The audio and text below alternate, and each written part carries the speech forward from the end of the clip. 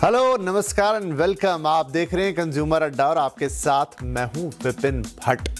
और आज बात करेंगे मेंटल हेल्थ की, क्योंकि मौका है वर्ल्ड मेंटल हेल्थ डे का और हम कह रहे हैं मेंटल हेल्थ ही है आपकी असली वेल्थ। क्योंकि सीएनबीसी आवाज़ पे तो हम हमेशा आपको वेल्दी बनाने की बातें करते हैं, आपकी फिजिकल वेल्थ को बढ़ाने की बात करते हैं, लेकिन उन सबसे ऊपर मैं कहूँगा कि अब मेंटल हेल्थ है। और अगर ये डिस्टर्ब है, ये ख़राब है, ये नहीं है, तो फिर कोई मतलब नहीं, क्योंकि यही असली वेल्थ है। अगर ये वेल्थ आपके पास है तो फिर दुनिया की हर वेल्थ को आप बना लेंगे, लेकिन अगर ये वेल्थ चूक गई तो फिर बहुत मुश्किल होगी। और इस समय जो वक्त है जिससे हम गुजर रहे हैं, एक ऐसा वक्त है जहां पर चाहें ना चाहें हमारी जो दिनचर्या है, हमारी जो जीवन शैली है, उसके चलते हम तनाव यानी कि स्ट्रेस का शिकार हो जाते हैं। वो ज़्यादा बढ़ता है तो कई लोगों में डिप्रेशन की समस्या भी आने लगती है, एंग्जाइटी आने लगती है, डर, चिड़चिड़ापन और बहुत सारी चीज़ें होने लगती है। ये होना कोई असामान्य या अजूबी बात नहीं है, लेकिन दिक्कत कहाँ है? दिक्कत ये है कि हम इसे पहचान नहीं पाते हैं, और अगर पता लग भी जाए कि कुछ गलत है तो जैसे ही मेंटल वर्ड आता है, हम में से ज़्यादातर लोग इस पर बात करने से ही हिचकते हैं। भले ही हम कितने ही कूल हो जाएं, हम 1000 तरह की रील्स देख लें, मेंटल हेल्थ पे 10 तरह के पॉडकास्ट सुन लें, लेकिन हकीकत यह है कि आज भी जब एक्चुअल में मेंटल हेल्थ की बात आती है, जहां कुछ बोलना पड़े, ज़्यादातर लोग चुप रह जाते हैं। तो इसको ही तोड़ना है। मेंटल हेल्थ में या मेंटल इश्यूज में सबसे बड़ी बात है बोलना, खुलकर बोलना, और इसीलिए आज हम कह रहे हैं कि मेंटल हेल्थ पे बात करना बेहद ज़रूरी है। तो चलिए इस शो की शुरुआत करते हैं। तो खास मेहमान आज हमने आमंत्रित किए हैं। कार्यक्रम में हमारे साथ शामिल हो रहे हैं डॉक्टर सिड वॉरियर, जो कि एक जाने माने न्यूरोलॉजिस्ट हैं और मेंटल हेल्थ पर बहुत सारे विचार रखते हैं और कई पब्लिक प्लेटफॉर्म्स पर बोलते हैं, और साथ ही सोशल मीडिया पे भी बहुत ज़्यादा एक्टिव हैं। और साथ ही हैं डॉक्टर चीनू अग्रवाल, जो कि एक जानी मानी साइकोलॉजिस्ट हैं फीलिंग माइंड से, और ये भी बहुत अच्छी बातें हमें बताती हैं, बहुत इंसाइटफुल बातें बताती हैं जब बात हो मेंटल हेल्थ की। तो आप दोनों का ही बहुत बहुत स्वागत है। डॉक्टर वॉरियर, जैसा मैंने कहा कि बहुत बातें तो होती हैं मेंटल हेल्थ की इन दिनों, लेकिन अभी भी जब असलियत में कहीं ज़रूरत पड़ जाए तो लोगों के अंदर बहुत ज़्यादा हिचक है उसको एक्चुअल में डिस्कस करने की। इट्स वेरी कूल टू कि हाँ मेंटल हेल्थ पे बात होनी चाहिए, लेकिन जब कोई गुजर रहा होता है, पता नहीं क्यों एक वो बैरियर है अंदर ही अंदर। वो बैरियर कैसे टूटेगा, वो लड़ाई कैसे जीती जाएगी, ताकि हम बोल सकें, बता सकें कि हमें ये दिक्कत है?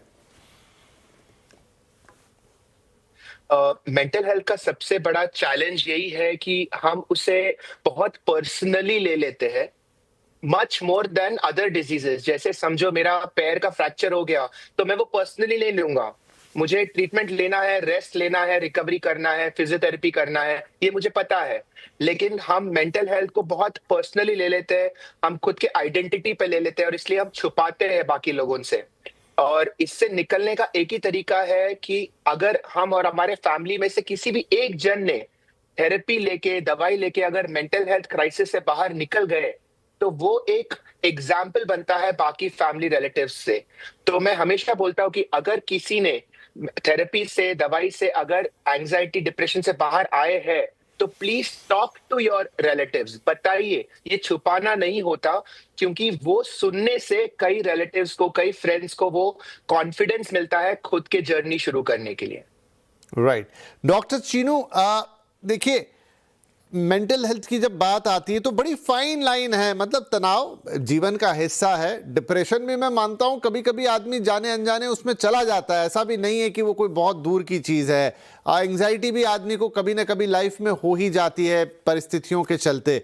लेकिन वो बारीक सी रेखा कब है जब मुझे ये सोचना चाहिए कि ना, जैसे डॉक्टर वॉरियर कह रहे हैं कि आपको बताना होगा, आपको ज़रूरत है तो आपको एक डॉक्टर के पास जाना पड़ेगा, एक साइकोलॉजिस्ट या एक थेरेपिस्ट के पास आपको जाना पड़ेगा। वो मैं कैसे डिसाइड करूंगा कि ये वो वक्त आ गया है? इमोशंस जो है विपिन जी, दो तरह के हैं, एक पॉजिटिव इमोशंस और एक नेगेटिव इमोशंस।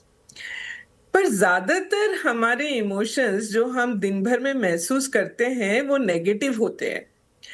बल्कि 6 में से एक ही इमोशन पॉजिटिव है, बाकी 5 नेगेटिव है। अब देखिए, नेगेटिव इमोशंस हमारे जीवन में बहुत सारा अच्छा फंक्शन प्ले कर रहे होते हैं।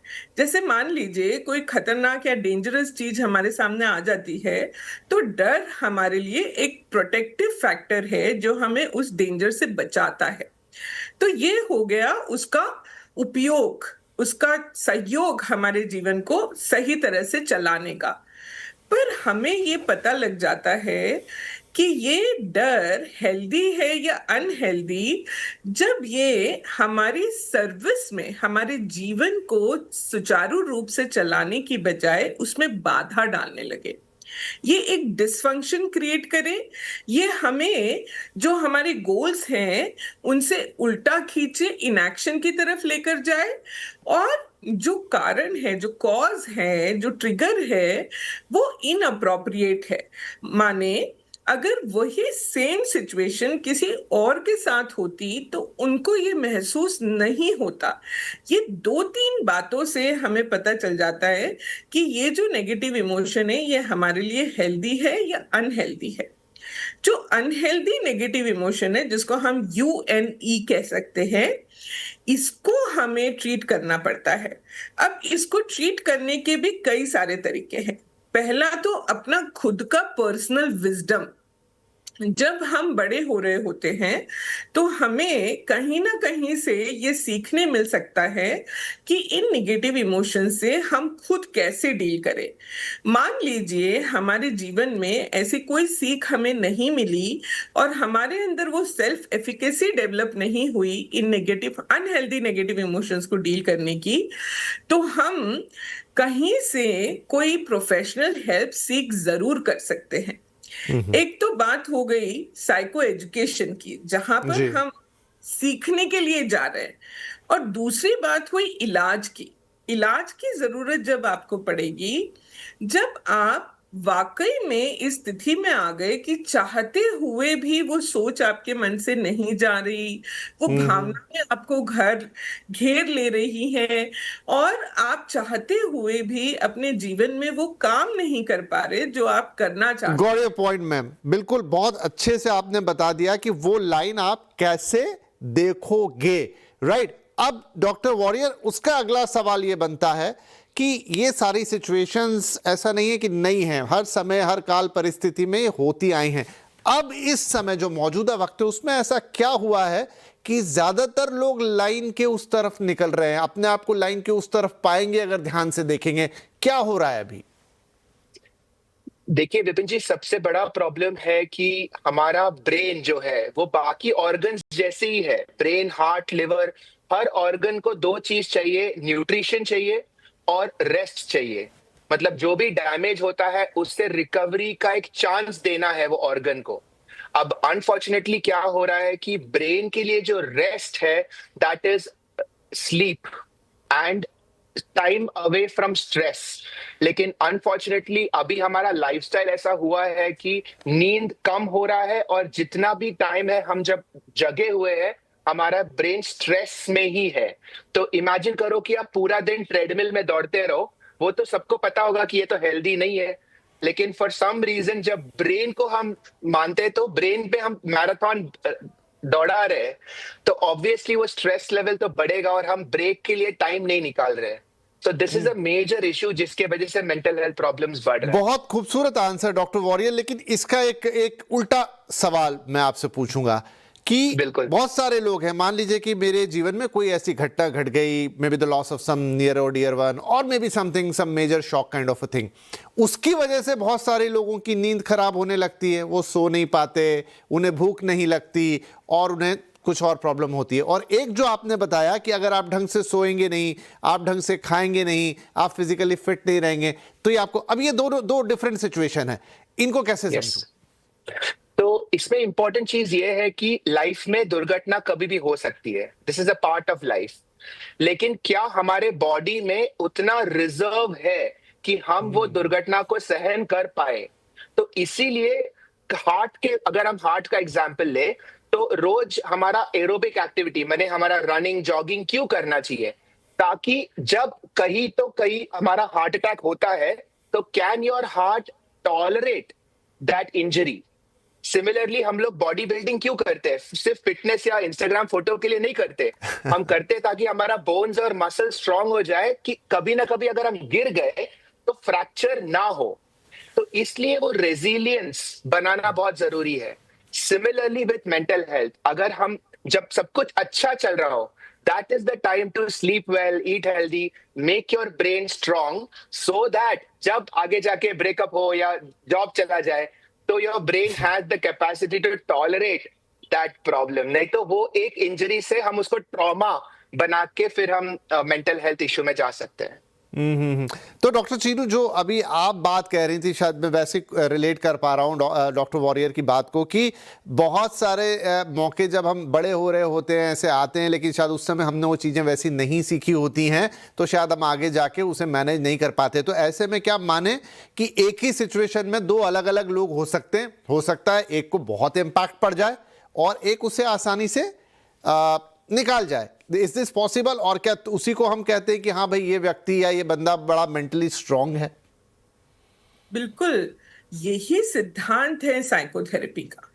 जब सेम परिस्थिति में कोई एक बंदा किसी और तरीके से रिएक्ट कर रहा है और दूसरा बंदा दूसरी तरीके से रिएक्ट कर रहा है, इसी का मतलब ये है कि परिस्थिति आपकी भावनाओं का या आपकी इमोशनल अपसेट का कारण नहीं है, बल्कि आप उस परिस्थिति में अपना मेंटल एटीट्यूड कैसा रख रहे हो, वो आपकी परेशानी का कारण है। तो इसका मतलब ये है कि परिस्थितियां तो बहुत सारी ऐसी होंगी जो आपके हाथ में है ही नहीं। तो फिर क्या करें? तो हमारे हाथ में केवल अपना खुद का मेंटल एटीट्यूड है। इस मेंटल एटीट्यूड में तीन चीजों का समावेश है। पहला, आपके अपने विचार, दूसरा आपकी भावनाएं, आपकी फीलिंग्स, और तीसरा आपका बिहेवियर। कई बार क्या होता है, मानसिक त्रास की वजह से हम अपने एक्शंस, जो हमारे काम है, जो हमारे कार्य हैं, जो हमारी क्रियाएं हैं, उनको डंप कर देते हैं, उनको गिव अप कर देते हैं, उनको करना छोड़ देते हैं। तो मैं हमेशा अपने क्लाइंट से और अपने स्टूडेंट से भी ये कहती हूँ, कमिटेड एक्शन। अगर आपका मन नहीं भी कर रहा है किसी काम को करने का, तो मन करने तक रुकिए मत, उसको करते रहिए। बिना मन के भी करिए। बिना मन के सुबह उठकर एक्सरसाइज करिए। बिना मन के जो आपके दोस्त हैं उनको कॉल करके और उनसे बातचीत करने लग जाइए। जब ऐसा करने लगेंगे तो धीरे धीरे मन भी पीछे पीछे आ जाएगा। तो ये जो तरीका है, इसी से हम इमोशनल रेजिलियंस बिल्ड कर पाएंगे, जिसको हम कहते हैं, पहला, थॉट मॉडिफिकेशन। हम अपने विचारों के प्रति सजग हो जाए और देखें कि हमारा जो माइंड सोच रहा है वो फैक्ट है या फैंटेसी है। अगर फैंटेसी है तो उसमें हम बहुत सारा नमक मिर्ची और उसकी खिचड़ी अपने आप पका ले रहे हैं और उसी सोच में अपने आप को उलझन में रख रहे हैं। जो हमारे इमोशंस हैं उनको हम पुश अवे करने की कोशिश करते रहते हैं कि मुझे नहीं महसूस करना है डर, पर डर भी तो एक integral part of our mental health है ही ना, हमारे माइंडसेट है ही। तो उसको अलाउ करना, उसको अवेयर, उसके प्रति अवेयर होना और ये देखना कि ये डर मुझसे क्या कह रहा है, ये सारी चीजें जब हम सीखेंगे, अपने थॉट्स को देखना, अपने इमोशंस को देखना और अपने कमिटेड एक्शन को जारी रखना, तब हम बहुत सारी मानसिक परेशानियों से डील कर पाएंगे। बिल्कुल। तो डॉक्टर वॉरियर, आज की आपने कहा कि अगर जीवन में तो कोई घटना घटेगी, कोई ट्रॉमा आएगा, कोई शॉक आएगा, कोई फेलियर होगा, कोई लॉस होगा, लेकिन हम उसके लिए तैयारी कर सकते हैं। तो जो तैयारी की आप बात कर रहे हैं वो कैसे होगी? तो ये लॉस, फेलियर और ट्रॉमा का फर्क समझना पड़ेगा, क्योंकि फेलियर तो यूनिवर्सल है। आज तक ऐसा कोई आदमी नहीं है जो फेल नहीं हुआ है। लेकिन फेलियर या स्ट्रेस, ट्रॉमा तब बनता है जब हमारा ब्रेन के पास उतना रिजर्व नहीं है वो फेलियर को एब्जॉर्ब करने का। तो जो लास्टिंग डैमेज करता है उसको हम ट्रॉमा बोलते हैं। तो same injury will not be a trauma for different people, ठीक है? तो अगर समझो मैं लाइफ में कभी जिम नहीं गया हूं और पहला दिन जाके मैंने 50 किलो उठा दिया, वो मेरे लिए ट्रॉमा बनेगा क्योंकि मेरा हाथ टूट जाएगा उससे। बट अगर मैं 3 साल से जिम कर रहा हूं और 10-10 किलो से स्टार्ट करके अभी मैं 50 तक पहुंचा हूं, तो वो ट्रॉमा नहीं है। तो ब्रेन के लिए भी वो सेम ही है कि there should be a ascending staircase of stress. माने हम अचानक से उतना स्ट्रेस नहीं उठाना चाहिए जो हमें नहीं हो पा रहा है, but at the same time अगर if we are living in a life of too much comfort, माने सब कुछ मुझे जैसा चाहिए वैसे ही होगा, अगर वो लाइफ हम जिएंगे तो कहीं ना कहीं प्रॉब्लम आता है। तो कॉन्स्टेंटली हमें खुद से स्ट्रेस लेवल को बढ़ाते रहना है so that we are prepared for life. वाह, बहुत अच्छा ये आपने उदाहरण दिया। लेकिन दर्शकों के लिए कि ऐसा करने के लिए किसी से जाके झगड़ा नहीं कर लेना है कि चलिए थोड़ा स्ट्रेस लेके आते हैं, राइट? तो क्या करना होगा उसके लिए? कैसे अपनी मेंटल स्ट्रेंथ को आप बढ़ा सकते हैं जब आप सब बढ़िया है आपके लिए, लेकिन आने वाले किसी समय में अगर समय आपके अनुकूल नहीं रहे तो कैसे वो प्रिपरेशन हो सकती है, वो हम अपने दोनों विशेषज्ञों से चर्चा करेंगे इस छोटे से ब्रेक के बाद।